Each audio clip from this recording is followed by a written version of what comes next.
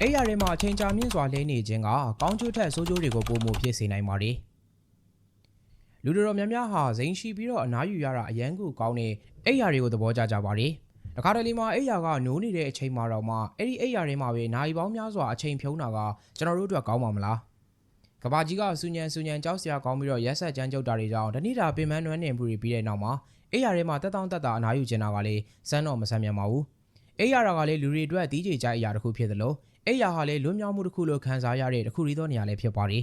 ။ဒါပေမဲ့တက်တာရှိတဲ့အဲ့ရခင်းနေနဲ့နှွေးထွေးလာတဲ့စောင်းကြုံကြီးတွေထဲမှာကွေးနေခြင်းကတခါတလေမှာကောင်းကျိုးထက်ဆိုးကျိုးတွေကိုပို့ပြီးတော့ဖြစ်စေနိုင်ပါတယ်။အဲ့ရထဲမှာနိုင်ပေါင်းများစွာလဲနေခြင်းကဘာတွေများဖြစ်စေနိုင်လို့လဲ။အဲ့ရထဲမှာအချိန်ကြာမြင့်စွာလဲနေခြင်း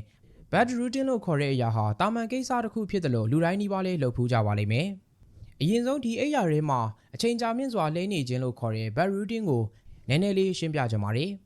ဒီ bad routine လို့ခေါ်တဲ့အဲ့ရထဲမှာလဲနေတဲ့ဟာကတနာရီ2နာရီလောက်နှက်နေတာမျိုးကိုဆိုလိုတာမဟုတ်ပါဘူး။အဲ့ရထဲမှာနိုင်ပေါင်းများစွာလဲနေပြီးတော့ TikTok ကြည့်တာ YouTube ကြည့်တာ game တွေဆော်တာဒါမျိုးတွေပဲဖြစ်ပါတယ်။အချို့သူတွေအတွက်အစားအသောက်တွေစားပြီးတော့အဲ့ရထဲမှာနေတာဖြစ်ပြီးတော့တချို့သူတွေအနေနဲ့တနေ့ကုန်ဘာမှမစားဘဲနဲ့အဲ့ရထဲမှာပဲအိတ်လိုက် game ဆော့လိုက်လုပ်နေတတ်ကြပါတယ်။တွေးရှိရတဲ့သူသေသနာတွေအရာဆိုရင်အဲ့ရထဲမှာအချိန်ကြာမြင့်စွာလဲနေခြင်းကကျွန်တော်တို့အတွက်ကောင်းတာတစ်ခုမှမရှိပါဘူး။ကောင်းကျိုးမပေးတဲ့ဒီအရာကဘာများဖြစ်စေနိုင်မလဲဆိုတာကိုဗီဒီယိုလေးမှာဆက်ပြီးတော့ကြည့်လိုက်ပါ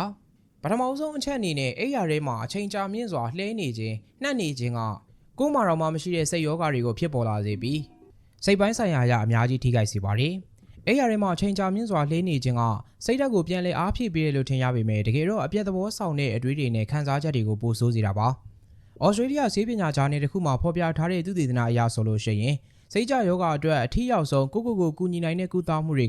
ကကိုယ့်ရဲ့စိတ်ပိုင်းဆိုင်ရာဒါမှမဟုတ်ရုပ်ပိုင်းဆိုင်ရာအရာတက်ကြွစွာပါဝင်စေတဲ့ကုသမှုတွေဖြစ်ပါတယ်။တက်ကြွတဲ့ကိုပြန်ပြီးတော့ဂရုစိုက်ခြင်းနဲ့ကုသခြင်းတွေမှာလျင်မြန်စွာလမ်းလျှောက်တာပြေးတာဒါမှမဟုတ်လို့ရှိရင်ခေါင်းမွန်တဲ့စာအုပ်တို့ကိုဖတ်တာဒါတွေပါဝင်ပြီးတော့ကိုယ့်ရဲ့စိတ်နဲ့ခန္ဓာကိုယ်ကိုပါဝင်လှုပ်ရှားစေတာကအထူးထိရောက်မှုရှိရလို့တွေ့ရပါတယ်။ဒါပေမဲ့ဒီလိုမျိုးစိတ်ကြယောဂကိုကုသတဲ့နေရာမှာအဲ့ရထဲမှာလဲပြီးတော့ social media မှာရှောက်ကြည့်နေတာမျိုး TV show တွေကိုထိုင်ကြည့်နေတာမျိုးဒါမျိုးတွေလုံးဝမဟုတ်ပါဘူး။အဲ့ရထဲမှာအချိန်ကြာမြင့်စွာလဲနေခြင်းကကျွန်တော်ရဲ့စိတ်မှာအပေါက်တွေအများကြီးကိုဖြစ်စေပြီးအဲ့ဒီအပေါက်တွေကနေပြီးအမျိုးမြင့်မသိတဲ့စိတ်ယောဂမျိုးစုံကိုဖြစ်ပွားစေနိုင်ပါတယ်။တခါတလေအဲ့ရထဲမှာဒီလိုလုံးမိတာကလေလူသားတွေကိုအပြစ်ပြောလို့တော့မရပြန်ပါဘူး။ကျွန်တော်ရဲ့နေ့စဉ်ဘဝမှာရင်ဆိုင်နေရတဲ့စိန်ခေါ်မှုတွေဟာစိတ်ပိုင်းဆိုင်ရာရုပ်ပိုင်းဆိုင်ရာနဲ့တခြားသောစိတ်ခံစားမှုပိုင်းဆိုင်ရာမှာအလွန်မင်းပင်ပန်းစေနိုင်ပါတယ်။အဲ့ဒါကြောင့်စိတ်ဓာတ်ကျခြင်းကိုပေါင်းလိုက်မယ်ဆိုရင်ကျွန်တော်ရဲ့စိတ်အားထက်သန်မှုဟာလုံးဝကိုလျော့ကျသွားစေပါတယ်။အဲ့ဒါကြောင့်အဲ့ရထဲမှာအချိန်ကြာမြင့်စွာလဲနေတတ်ကြပြီးကိုပြန်ပြီးတော့အပန်းပြေစေဖို့အတွက်အမောပြေစေဖို့အတွက်ဒီလိုလှဲပြီးတော့လှုပ်ရှားကိုလှုပ်နေလိုက်တာကအရန်ကိုမှအဆင်ပြေတဲ့အရာတစ်ခုလို့လူတွေကထင်နေတတ်ကြတာပါတကယ်တော့ဒါဟာလွတ်မြောက်ရာတစ်ခုကိုရှာဖွေတာမျိုးမဟုတ်ဘဲနဲ့ကိုပို့ပြီးတော့ဖိစီဖြစ်စေပြီးခံစားနေရတဲ့အရာတွေကိုပို့ပြီးတော့ဆိုးစေပါတယ်အဲ့ရထဲမှာအချိန်ကြာမြင့်စွာလဲနေခြင်းကစိတ်ဖိစီးမှုကနေပြန်လည်တက်တာလာဖို့ဒါမှမဟုတ်ကိုယ့်ရဲ့စိတ်ကိုအနာပေးဖို့အထောက်အကူမဖြစ်ဘူးလို့သင်ကတွေးရှိခဲ့မယ်ဆိုရင်တော့သင်ဟာအဲ့ဒီအကျင့်ဆိုးကနေရုန်းထွက်ဖို့အတွက်လိုအပ်ပါလိမ့်မယ်ဒါကြောင့်မလို့အဲ့ရထဲမှာအချိန်ကြာမြင့်စွာလှဲနေခြင်းကိုမလုပ်ပါနဲ့ဒုတိယမြောက်အချက်အနေနဲ့အဲ့လိုမျိုးလှဲနေခြင်းကအုံနောက်ကိုလည်းအများကြီးထိခိုက်စေပါတယ်စိတ်ရောဂါတွေနဲ့ရုန်းကန်နေရတဲ့အချိန်မှာတုံနေဖြစ်ပြီးတော့လေးလံနေခြင်းကအများကြီးပိုဆိုးစေပါတယ်စိတ်အားထက်သန်မှုနည်းပါးတဲ့အချိန်မှာဆိုရင်အဲ့ရဘောကထပြီးလမ်းလျှောက်ဖို့လေ့ကျင့်ခန်းလုပ်ဖို့ဒါမှမဟုတ်ဒီနေ့တာကိုစတင်ဖို့မဖြစ်နိုင်တယ်လို့ခံစားရစေမှာပါကိုကအဲ့ရထဲမှာလှဲနေရတာကိုကြိုက်ပြီးတော့အဲ့ဟာကိုပဲပို့ပြီးတော့လှုပ်လေကိုယ့်ရဲ့စိတ်အားထက်သန်မှုကိုပြန်ရှာဖို့အတွက်အခက်ခဲလာလေပါပဲဒါကြောင့်မလို့ကျွန်တော်တို့ရဲ့အုံနောက်စွမ်းအားဒါမှမဟုတ်ကျွန်တော်တို့ရဲ့အုံနောက်ထိန်းချုပ်နိုင်စွမ်း cognitive control လို့ခေါ်တဲ့အရာဟာကြွက်သားတစ်ခုပါပဲအဲ့ဒီကြွက်သားတစ်ခုကကျွန်တော်တို့ကအသုံးမပြုဘူးဆိုရင်ဆုံးရှုံးသွားမယ့်အရာပါ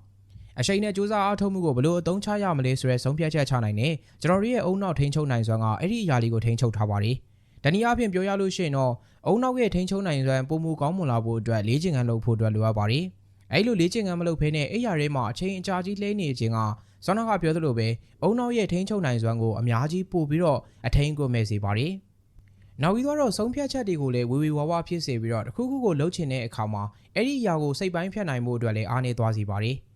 ်တခါတလေမှာအဲ့ရဘောကနေထပြီးလှုပ်ဆောင်ရမယ့်အရာတွေကိုလှုပ်ဖို့အတွက်တောင်မှခက်ခဲသွားပြီးတော့စိတ်ဓာတ်ကျတဲ့သူတွေရုန်းကန်နေရတဲ့သူတွေဟာပိုပြီးတော့ဆိုးသွားတာပါအဲ့ဒီအခါမျိုးမှာလှုပ်ရှားတွေကမပြီးတော့တဲ့အပြင်နိုင်ပေါင်းများစွာလှဲအိတ်နေပြီးတော့အုံနောက်ရဲ့ထိန်းချုပ်နိုင်စွမ်းပို့ပြီးအားနည်းသွားပါလိမ့်မယ်ဒါကြောင့်မလို့အဲ့ရထဲမှာအကြာကြီးလှဲနေမိတယ်ဆိုရင်တော့မှကိုကတခုခုလှုပ်ရှားပေါ်လာခဲ့ပြီဆိုရင်ချက်ချင်းထားလို့ပါ အချိန်လည်းမဆွဲပါနဲ့အဲ့လိုအချိန်ဆွဲခြင်းအပြင်ရှိကပြောသလိုပဲအုံနောက်ရဲ့ထိန်းချုပ်နိုင်စွမ်းကိုအများကြီးရောကြစေပါလိမ့်မယ်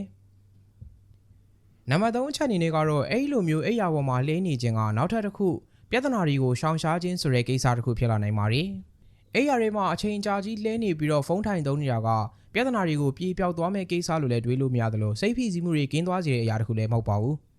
နေ့တာလုံးအိယာထဲမှာလဲအိတ်နေပြီးတော့အပြင်းထူနေတဲ့အခါမှာအရာရာကိုပြန်လုပ်ဖို့ကြိုးစားနေတဲ့အချိန်စိတ်ဖိစီးမှုပို့ပြီးတော့ဆိုလာပါတယ်။အချိန်ကသာကုန်သွားပေမဲ့ဘာမှမလုပ်လိုက်ရဘူးဆိုတာကိုသတိထားမိရင်လည်းလုံးစရာတွေကပိုများလာပြီးတော့စိတ်ဖိစီးမှုကပိုများလာပါတယ်။ဒါကြောင့်နောက်ဆုံးမှာအိယာထဲမှာအချိန်ကြာမြင့်စွာလဲနေခြင်းကစိတ်ဖိစီးမှုကိုပိုများစေပြီးတော့ဘာမှပြန်ပြီးအကျိုးမပေးပါဘူး။ဒါကိုလည်းသိပ္ပံပညာကထောက်ခံထားပါတယ်။ Personality and Individual Differences မှာဖော်ပြထားတဲ့သုတေသနပြုချက်တွေအရစိတ်ဖိစီးမှုကိုရှောင်ရှားဖို့အတွက်အိယာထဲမှာအချိန်အတော်ကြာအထိနိုင်ပေါင်းများစွာကြာအောင်အိတ်တာအချိန်ဆွဲတာမျိုးကသင်ရဲ့စိတ်ကျန်းမာရေးကိုပိုမိုဆိုးစေတယ်လို့ဆိုပါတယ်။ဒါပေမဲ့ဒီလိုတွေဖြစ်လာတဲ့အခါမျိုးမှာကိုပြန်ပြီးတော့ပြုပြင်လို့တော့ရပါသေးတယ်။အဲ့ဒါကဘာလဲဆိုရင်တော့အချိန်မဆွဲဘဲနဲ့လုံးစရာရှိတာကိုချက်ချင်းထားလုပ်တာပါ။အိယာထဲမှာအချိန်ကြာကြီးလှဲနေရတဲ့ဆိုရင်တော့မှတခုခုလုံးစရာပေါ်လာတဲ့အခါမှာချက်ချင်းထားလုပ်လိုက်ပါ။ကိုမှစိတ်အားထက်သန်မှုရှိနေပြီးကိုကထပြီးတော့ကကျင်နေကိုကထပြီးတော့ပြေးကျင်နေဆိုရင်လည်းချက်ချင်းထပြီးတော့ပြေးလိုက်ပါအဲ့ဒီစိတ်လေးပြောင်းမသွားခင်မှာကိုယ့်ရဲ့သုံးနေတဲ့ဖုန်းကိုဘေးကိုချထားပြီးတော့ဒီလိုထားလုပ်လိုက်တာမျိုးကအများကြီးအထောက်အကူဖြစ်စေပါတယ်နောက်ပြီးဒီလိုမျိုးလှဲကျင်နေတဲ့ဟာမျိုးကလည်းပဲကိုနေတဲ့နေရာမှာအလင်းရောင်အလုံးလောက်မရှိတာပင်မနှွမ်းနေနေတာမျိုးကြောင့်လည်းဖြစ်တတ်ပြီးတော့အဲ့လိုမျိုးဖြစ်နေရဆိုရင်ရေကိုလုံလောက်တောက်တာထမင်းဟင်းစားတာတွေကိုကိုယ်တိုင်ချက်ပြုတ်စားတာအပြင်ကိုယ်လက်လှုပ်ရှားမှုအနေငယ်ပါတဲ့တခြားသောလေ့ကျင့်ခန်းလှုပ်ဆောင်တာတွေကိုလှုပ်ဆောင်မှုလိုအပ်ပါတယ်။အဲဒီတော့အိယာတွေမှာအချိန်ကြာမြင့်စွာလှဲနေခြင်းရဲ့အကျိုးဆက်တွေကိုပြောပါဆိုလို့ရှိရင်တော့စိတ်ဖိစီးမှုတွေပိုများလာတာစိုးရိမ်ပူပန်မှုတွေပိုများလာတာစိတ်ဓာတ်ကျတာနဲ့ရေပုံရအဖြစ်ဝင်ပူပိလာတယ်လို့ခံစားရခြင်းတွေအပါအဝင်တခြားသောဆိုးရွားတဲ့ခံစားချက်တွေကိုရရှိစေပါတယ်။ဒါကြောင့်မလို့ဒီလိုမျိုးမလုပ်ပါနဲ့အဲ့လိုမျိုးကိုယ်ဘဝအတွက်မကောင်းတဲ့အရာတစ်ခုကိုစွန့်လွတ်ဖို့အတွက်ကြိုးစားပါ။တော်ရုံတနာရီ2နာရီလောက်လဲတာထက်ပိုပြီးတော့3နာရီကနေ9နာရီလောက်ထိဘာအကြောင်းရင်းမှမရှိဘဲနဲ့လှဲမနေသင့်ပါဘူး။အဲဒီတော့အိယာထဲမှာလဲပြီး social media ကိုသုံးမဲ့အစားတခြားသောစိတ်ဝင်စားစရာကောင်းမဲ့အရာတွေစာအုပ်ဖတ်တာတွေပြေးတာတွေလမ်းလျှောက်တာတွေအပြင်ပြင်ပဘွားက activity တွေကိုလိုက်လုပ်ဖို့အတွက်မတွန့်ဆုတ်နေဖို့ပဲလိုအပ်ပါတယ်။ကဲဒီနေ့ဗီဒီယိုတွေကတော့ဒီလောက်ပါပဲ။ပရိသတ်ကြီးတို့အနေနဲ့လည်းအိယာထဲမှာအချိန်အကြာကြီးလဲနေခြင်းလို့ခေါ်တဲ့ဒီ bad routine အကြောင်းကိုလည်းကောင်းကောင်းသဘောပေါက်သွားလောက်ပြီလို့ထင်ပါတယ်။နောက်ဗီဒီယိုတွေမှာလည်းဒီလိုမျိုးဘဝအတွက်အထောက်အကူဖြစ်စေပြီးတော့အသုံးဝင်မဲ့အကြောင်းအရာတွေကိုရှာဖွေတင်ဆက်ပေးပါဦးမယ်။ဂျိုင်းနေတက်လို့ဆက်လက်ပြီးတော့အားပေးခြင်းနဲ့ဆိုရင်တော့ Dan Paper Channel လေးနဲ့ page ကို like and follow subscribe လေးလုပ်ထားပြီးတော့အားပေးခဲ့လို့ရပါတယ်။နောက်ထပ်လည်းဒီလိုဗီဒီယိုမျိုးတွေကိုတင်ဆက်ပေးပါဦးမယ်ဗျ။အဆုံးထိကြည့်ရှုအားပေးတဲ့အတွက်ကျေးဇူးအများကြီးတင်ပါတယ်ခင်ဗျာ။